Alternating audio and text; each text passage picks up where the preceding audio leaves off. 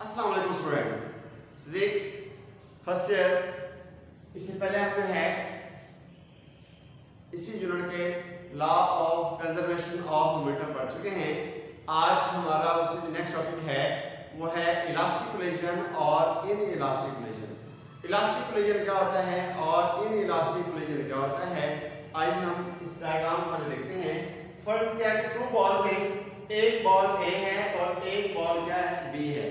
दोनों बॉल जो हैं मूव कर रहे हैं ऑपोजिट डायरेक्शन, यानी कि ये बॉल जो है इस डायरेक्शन में मूव कर रही है और ये वाली बॉल जो है वो इस डायरेक्शन में मूव कर रही है। अब दोनों बॉल जो है अपनी एनर्जी जो है से मूव कर रही है, अपनी एनर्जी से एक दूसरे के साथ कोलाइड कर रही है, कोलिजन हो रही है। अब क्या होता है कि कोलिजन के बाद जितनी एनर्जी इनके पास पहले से मौजूद थी उतनी ही एनर्जी से ये बॉल जो है वो दोबारा रिपेल करें, उतनी ही एनर्जी से बॉल दोबारा क्या करें, रिपेल करें। जितनी एनर्जी से बॉल्स पहले ये मूव कर रही थी उतनी ही एनर्जी से जो बॉल्स दोबारा मूव करें। तो इसका मतलब है कि एनर्जी की कोई भी फॉर्म तब्दील नहीं हुई, मतलब कि पहले बॉल्स चूंकि मोशन में थी उनमें मौजूद एनर्जी काइनेटिक एनर्जी है। अब दोबारा जो है वो काइनेटिक एनर्जी उतनी ही जितनी उनके पास पहले थी उतनी ही काइनेटिक एनर्जी से मूव करें, तो ये कोलिजन कहलाएगी इलास्टिक कोलिजन। ये कोलिजन क्या कहलाएगी, इलास्टिक कोलिजन। इसका मतलब ये हुआ कि इन इलास्टिक कोलिजन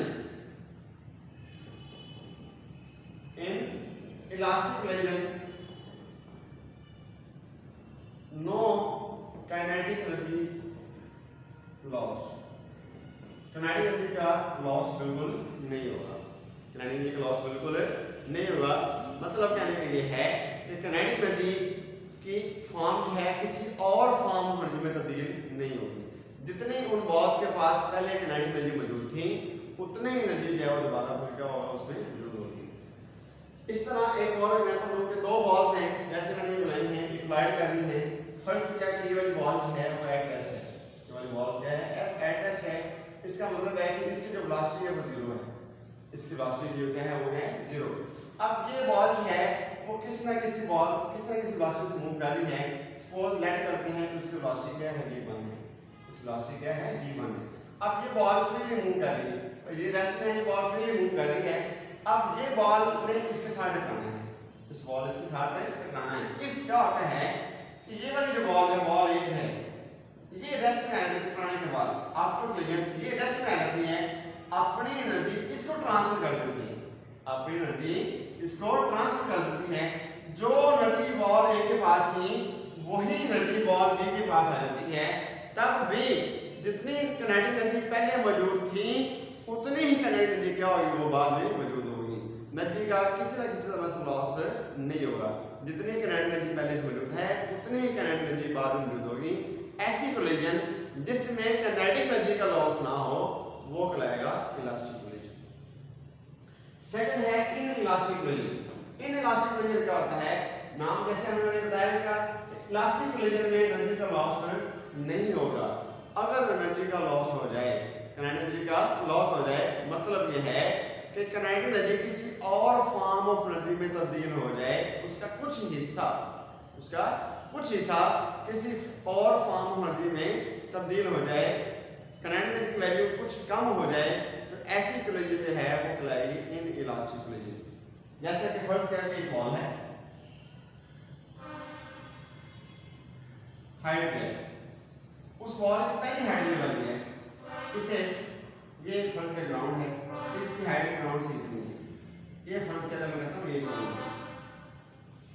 अब जैसे हम इसे गिराएंगे नीचे, बॉल नीचे गिरेगी, गिरने के बाद क्या होगा कि ग्राउंड से टकरा कर ये बॉल का जो वापस आएगी।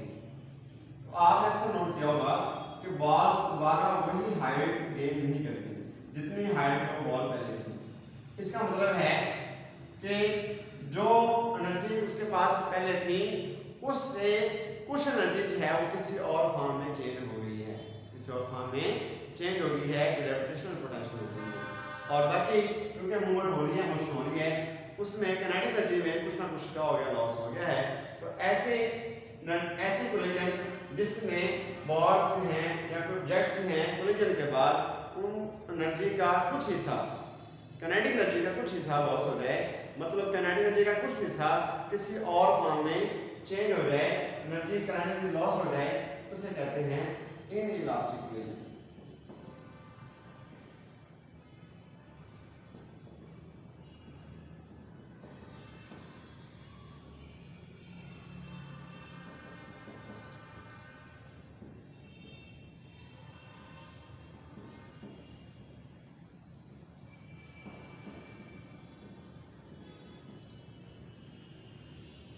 मतलब कि ये है एनर्जी की फॉर्म किसी और फॉर्म में क्या हो गई है, तब्दील हो चुकी है।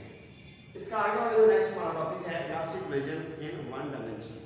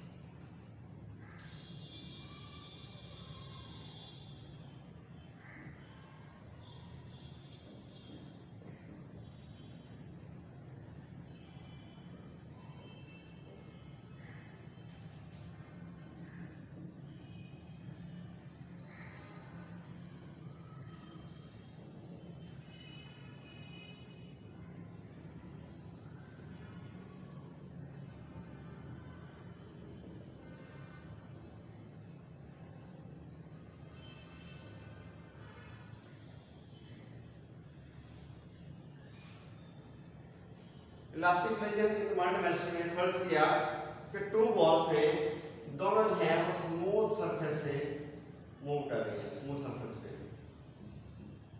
और वो बॉल्स हैं वो नॉन रोटेटिंग है, रोटेट करने वाली नहीं है। बॉल्स हैं वो क्या हैं, नॉन रोटेटिंग है।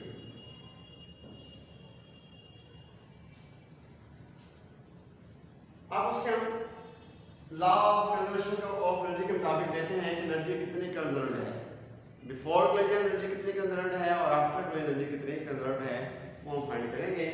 हमने law of conservation of momentum में पढ़ा था कि m1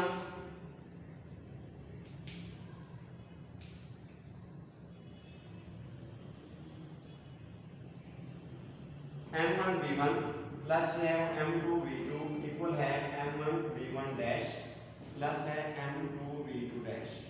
इसमें मैंने बताया था कि before collision and after collision, before collision ये वाला मोमेंटम है, टोटल मोमेंटम, जिसमें मैंने पहले बताया था टू बॉल्स हैं, एक बॉल का मास है m1 है और एक बॉल का मास है वो क्या है m2 है। क्लियर डायग्राम में इधर साइड पे बना लो। टू बॉल्स हैं, एक का मास m1 है और एक का मास है वो क्या है m2 है। निचली इसकी जो वेलोसिटी है वो v1 है और इसकी जो निचली वेलोसिटी है वो क्या है v2 है। आफ्टर कोलिजन जो है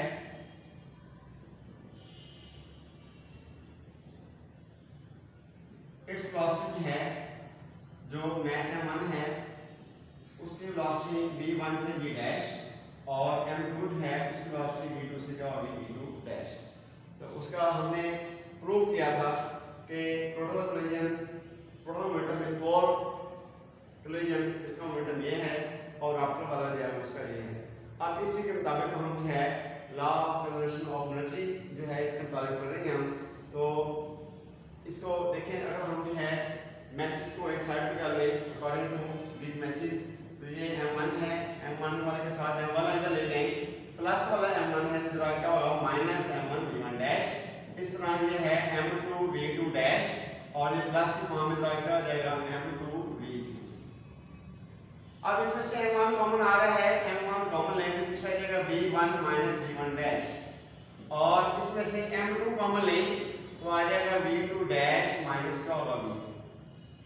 by law of conservation momentum m1 v1 plus m2 v2 equal होगा m1 v1 dash plus m2 v2 dash. अगर हम मैसेज एक साइड पे कर लें यानी m1 वाले एक साइड पे और m2 वाले एक साइड पे, तो m1 v1 और ये प्लस वाले तरह के माइनस m1 v1 डैश हो जाएगा, m2 v2 डैश पहले इधर है प्लस m2 v2 इधर का होगा माइनस, इसमें से m2 कॉमन लिया है, इसमें से m1 कॉमन लिया है।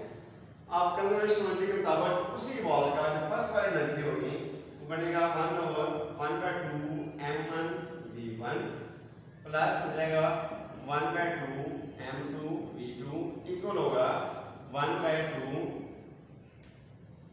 m स्क्वायर सॉरी फार्मूला होता है तो 1/2 m1 v1 square plus 1/2 m2 v2 square. इस तरह 1/2 m1 v1 डैश का स्क्वायर और प्लस है 1/2 m2 v2 डैश का स्क्वायर। किनेटिक एनर्जी का फार्मूला पहले हमने पढ़ा हुआ है 9th क्लास में। किनेटिक एनर्जी का फार्मूला होता है 1/2 mv स्क्वायर। तो पहली बॉल्स के लिहाज से बनेगा 1/2 m1 v1 का स्क्वायर उसका इनिशियल किनेटिक एनर्जी और यही उसकी फाइनल किनेटिक एनर्जी। दूसरी बॉल के लिहाज से बनेगा 1/2 m2 v2 स्क्वायर ये उसका इनिशियल किनेटिक एनर्जी ये उसका क्या होगा फाइनल किनेटिक एनर्जी। अब इन सब में देखें कि 1/2 कॉमन आ रहा है 1/2 जो है वो कॉमन ले तो बन जाएगा m1 v1 square plus m2 v2 square. इस तरह 1/2 कॉमन लिया m1 v1 डैश का स्क्वायर प्लस है m2 v2 डैश का स्क्वायर। 1/2 से 1/2 कट कर दिए उस तरह मैसेज एक साइड पे कर लें। पहले हमारे पास है m1 v1 का स्क्वायर उधर से इधर ले जाएं तो माइनस आएगा m1 v1 डैश का स्क्वायर। इस तरह इधर m2 v2 डैश का स्क्वायर और माइनस आ जाएगा m2 v2 का स्क्वायर। अब इसमें से m1 कॉमन आ रहा है m1 कॉमन लिया तो v1 square minus v1 dash का स्क्वायर। इधर से m2 कॉमन आया है तो v2 डैश स्क्वायर माइनस आएगा v2 स्क्वायर v1 का स्क्वायर माइनस v1 डैश का स्क्वायर। इस तरह राइट साइड पे v2 डैश का स्क्वायर माइनस का होगा v2। अब देखें हमने पहले फार्मूला पढ़ा हुआ है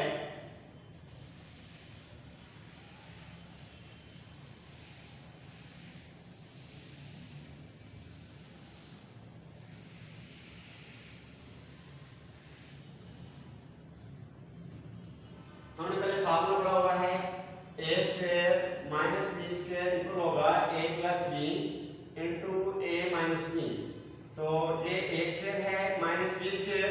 इस तरह ये a स्क्वायर माइनस का है b स्क्वायर फार्मूले को अप्लाई करें तो यही इक्वेशन बन जाएगी m1 इंटू a दो प्लस के फॉर्म में है तो b1 plus b1 dash v1 minus v1 dash. इस तरह है राइट साइड में m2 इंटू आएगा v2 डैश प्लस v2 और इधर आएगा जी v2 डैश माइनस v2। ये हमारी क्वेश्चन नंबर सेकंड आ जाएगी।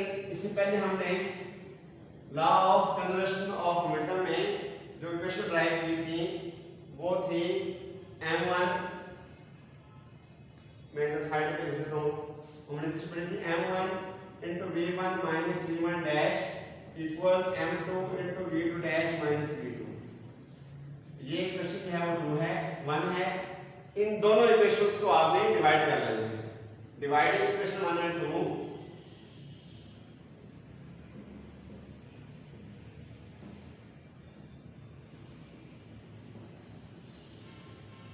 दोनों को डिवाइड करें हमारे पास वैल्यू है m1 into v1 plus v1 dash v1 minus v1 dash equal m2 into v2 dash plus है v2 और v2 डैश माइनस v2। दूसरी इक्वेशन से इसको डिवाइड कर दें। दूसरी इक्वेशन अभी मैंने लिखी है m1 into v1 minus v1 dash equal है m2 into v2 dash minus v2। ये इससे कट जाएगा और ये वाला जो है इससे कट जाएगा। पिछले आएगा v1 plus v1 dash equal है कि v2 डैश प्लस का होगा v2। एक साइड पे बैलेंस करें तो v1 माइनस v2 आ जाएगा। इस तरह v2 डैश माइनस का होगा v1 डैश फाइनल माइनस का होगा इनिशियल। ठीक है जी, ये है elastic collision in one direction. अच्छी तरह से इसको प्रैक्टिस करना है। Thank you. नेक्स्ट हम इसका केसेस पढ़ेंगे वो हमारा नेक्स्ट लेक्चर होगा।